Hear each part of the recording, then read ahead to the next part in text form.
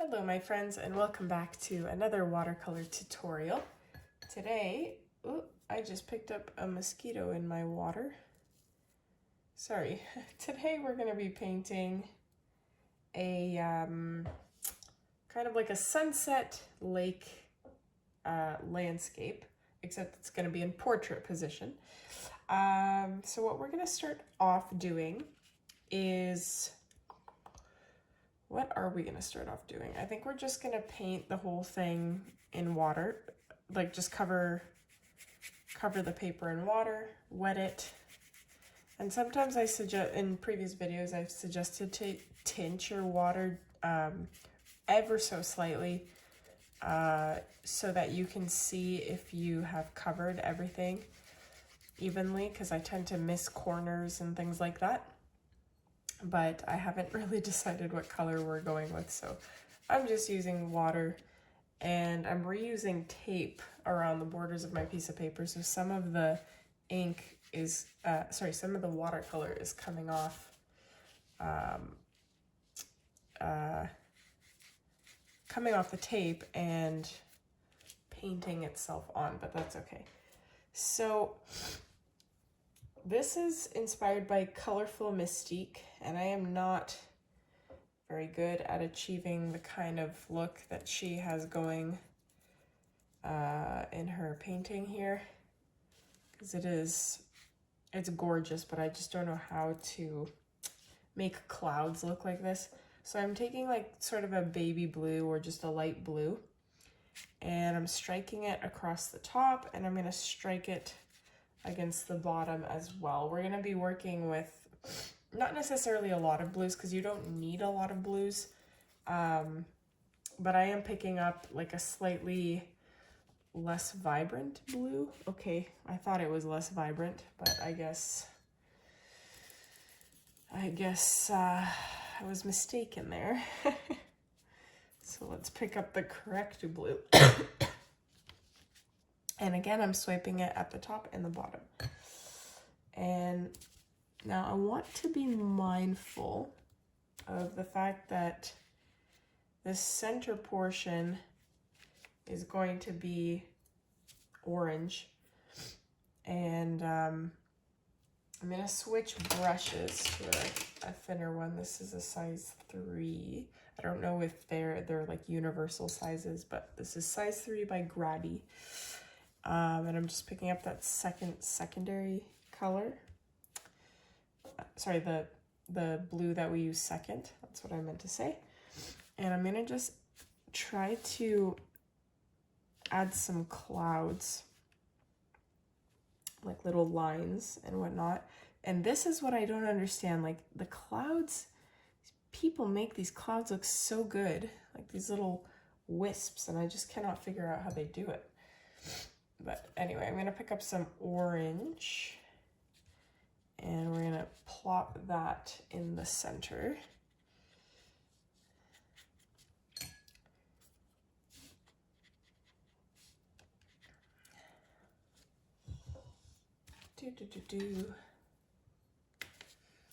I'm switching back to my bigger brush that I was using because I want to blend out the orange a little bit more naturally.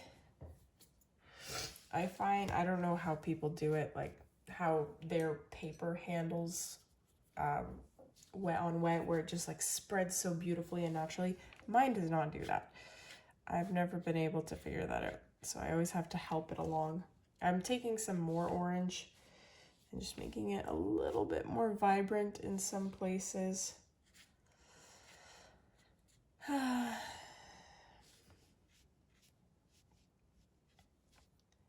And just wisping it across random spots.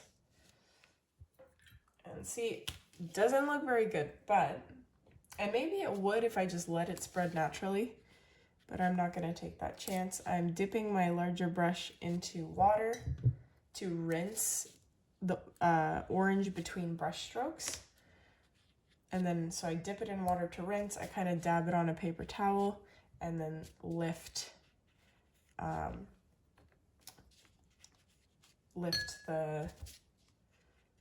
the paint to my desired what am I trying to say? To how I desire it to look. I just had to re-wet the bottom and the top because they were drying, and I wanted to avoid the whole cauliflower thing that starts happening when part of your painting dries but not the other. It is really not ideal. So I'm just picking up that orange again because I want it in some sections to be really, really vibrant.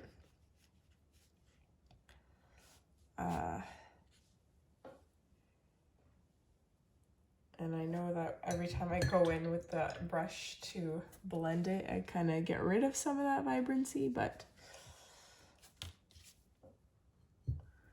Oh, by the way, I should have mentioned this at the beginning of the video, but I finally made memberships on this channel. So, at the time of recording this tutorial, there's already an exclusive tutorial available on the membership, on the channel membership. And I don't want to put any pressure on you guys, but when I put a poll out a couple months ago, 16% of the replies said that they would join at a $15 tier level. And so far, only one person has joined. Shout out to Brenda. So don't let me down. But anyways, some orange up here as well because I forgot to do that earlier. Or maybe I did and it just kind of disappeared. I have to put some more blue up there because it kind of faded. The vibrancy is completely gone on the blue that I used. So let's pop some of that back in there.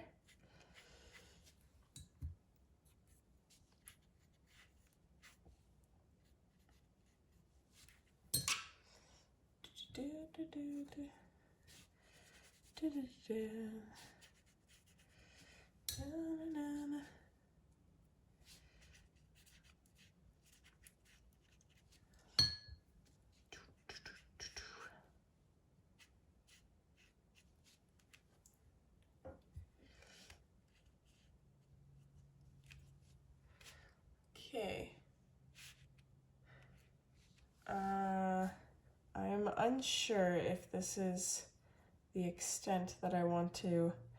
It isn't, because the person, the reference that I'm using here, her clouds are just so beautiful and effortless, and I don't know how to create that look.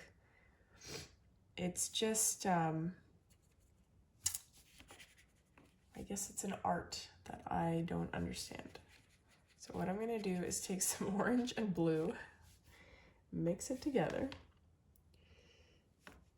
and that just kind of looks orange. So let me add a little bit more blue so it kind of creates this grayish purple. Yeah, sort of like that. And see, the other thing is, like, they make their clouds so thin. How do they do it? Like, it doesn't spread into this blob that I seem to be making with every brush stroke. You guys sometimes give me very helpful tips, so if you have any suggestions on why this is happening, please feel free to share. See, like, I don't like that. But you know what? It's actually turning out not bad now that I'm kind of letting it do its thing.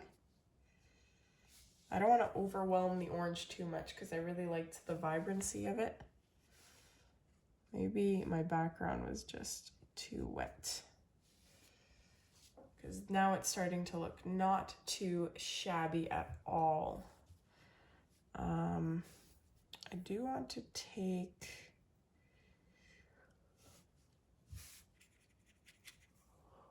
a little bit more orange,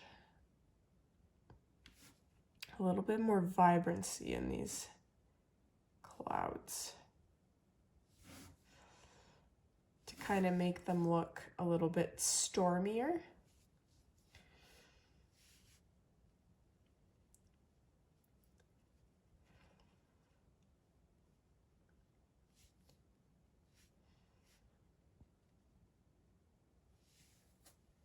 Okay, I think I'm gonna just let this dry the way that it is because I'm okay with this.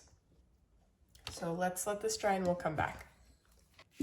All right, so we are back. And while I was drying this thing with my hair dryer that barely works anymore, I forgot something very important. Because we're gonna be painting a foreground on this, and because it's going to be like a dark shaded foreground because it's supposed to be at dawn or dusk, we should have shaded this bottom region. And so what I have to do, unfortunately, is re-wet this entire thing, which shouldn't affect the painting itself. You just have to do it very delicately. I did it with my mop brush. I can't remember if I said that. And then I'm going to take dark blue, so navy blue. You can mix it with black, just whatever. And we're gonna plop that on the bottom here. And the reason we're doing this is because if we did not have this dark foreground, then the like grassy dark details that we would be painting over top would look so, not even that they would look out of place, it's just they would, it would be a lot harder to make it look thick and dense and I guess the look we're going for, because there would be nothing, like the background would be light. So we would have to paint brush strokes so many times to like get the desired effect. So that's why I'm doing this. I'm trying to paint a dark foreground so that we don't have to paint the same brush stroke 50 times in one spot. We already have that dark base to make life easier. So pop on as much blue, black, whatever color, dark color you have or want. And then we have to let this dry once more. You can also use this as an opportunity to fix any clouds or add more clouds if you didn't like your first go. And actually, now that I say that, why not make things a tad bit brighter?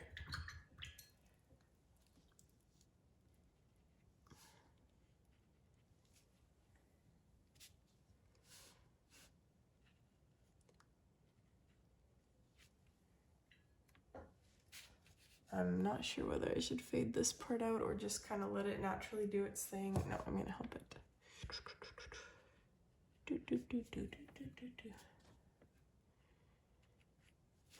Okay, great. So let's let this dry once more. Okay, so this should be dry. This dried to be much lighter than I was anticipating, but that's often the case. Still a lot better than the bright blue that was there before, so we're gonna work with this. I am just seeing what my options are here for brushes. So I'm gonna pick up black watercolor and we're gonna start painting our silhouettes for the foreground. So sometimes I wish I could just buy a stamp and just like a stamp on a foreground. It would save so much time and it would also probably look much better. But you probably can buy these stamps and people probably do have them and use them for cards and crafting and scrapbooking and stuff. So if you have that, use it.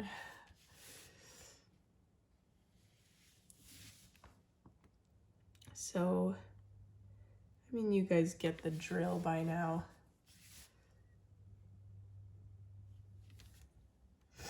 You know what's up. We're just painting a bunch of grassy details coming from all of the sides.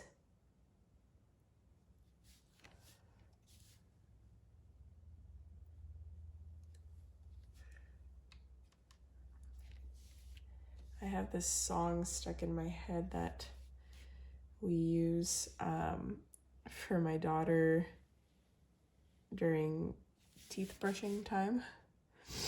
It's like some random YouTube video, and it's very cringy listening to it as an adult, but it has helped because before we had to physically restrain her to brush her teeth. And yeah, for those people that are like, oh, you're gonna traumatize your child. I think I'd rather traumatize her this way than traumatize her by taking her to a dentist and having her teeth drilled out because of cavities. So I'll just stop you right there if you were gonna write a comment like that.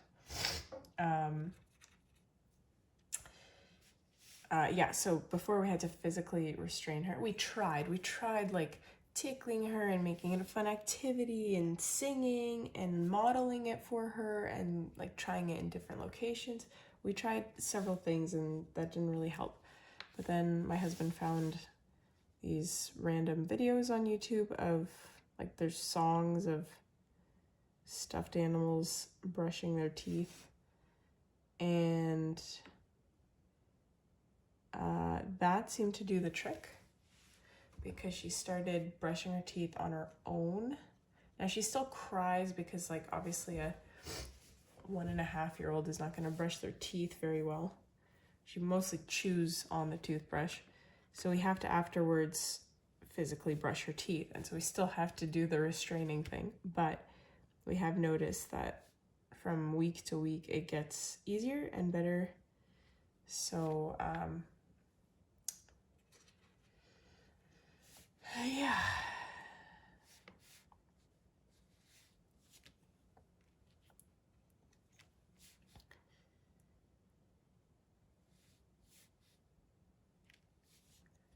I really want to sing the song, but I don't want to get like copyrighted because it's by, one of them is by, is it Sesame Street? I don't know, there's two.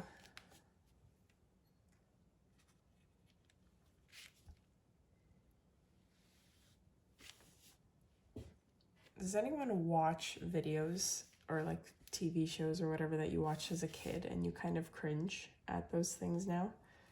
Like, how was this entertaining and not creepy? I find Elmo a little bit, his voice scares me a little bit. Not my first choice. But hey, my husband is responsible for the teeth brushing, so I'm not going to question the methods used.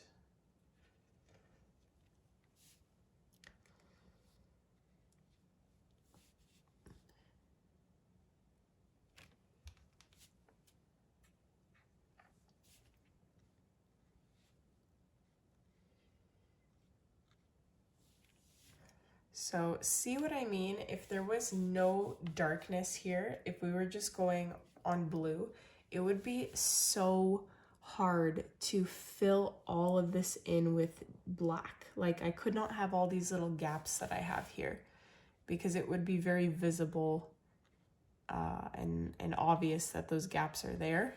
Unless that's the look you're going for, of course. Like it's your painting, you do whatever you want, but this really highlights the importance, to me at least, of having a pre-colored foreground that is suitable for whatever you're going to be painting in the foreground.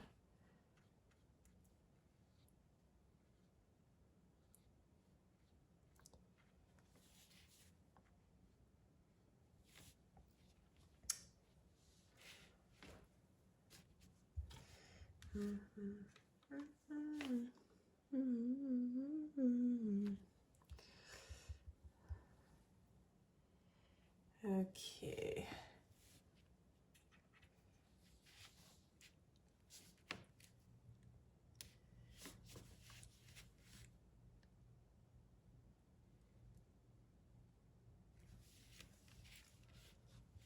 I really like the cattails. I think that's what they're called. You can have whatever variation you want of foliage, you know, just whatever. I wish I did not do that. I don't like whatever the heck that is. Let's try to hide it with a giant leaf.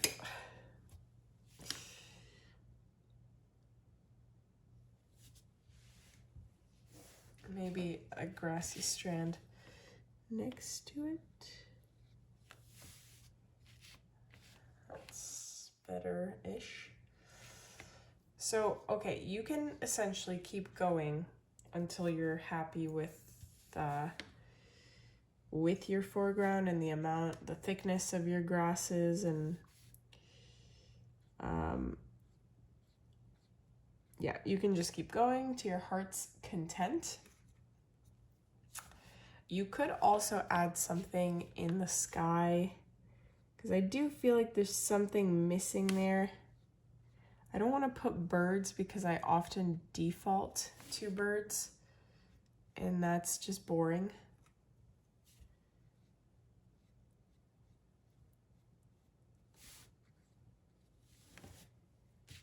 So I think I'm just gonna, am I gonna leave it?